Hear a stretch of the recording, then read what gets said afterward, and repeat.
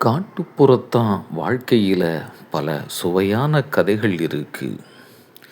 அவன் பிறக்கும் போதே பலரது ஆர்வத்தை தூண்டியவன். வெளியூரில் இருந்தெல்லாம் உறவினர்கள் மாட்டு வண்டியை பூட்டிக்கிட்டு அவனை பார்க்கறதுக்கு அவனது வீட்டுக்கு வந்தாங்க. காரணம் அதுக்கு இருக்கு.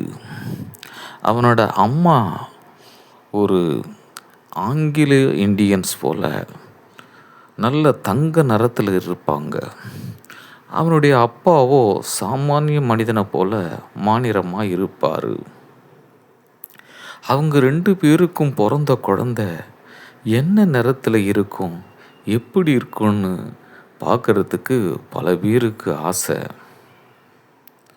வெள்ளையா பிறந்த ஒருத்தனுக்கு கருப்பு சாமின்னு பேர் வச்சது போல நீங்கள் காட்டுப்புறத்தான எப்படி வேணும்னாலும் உருவகப்படுத்திக்கிங்க.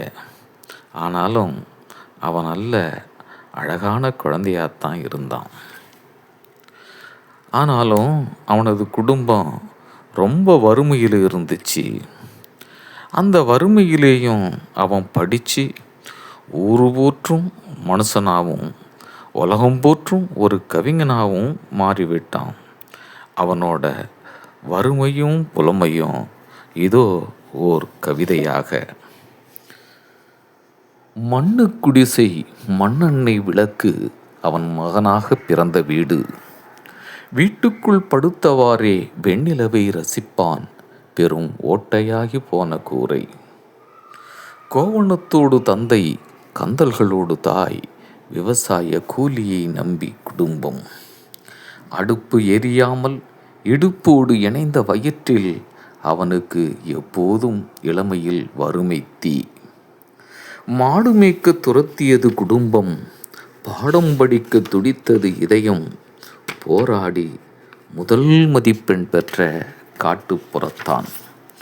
தாயும் தந்தையும் தவறிவிட்ட போதிலும் தரம் கெட்ட பண்புகள் அண்ட விடாமல் தமிழே துணையாய் வாழும் கவிஞன்.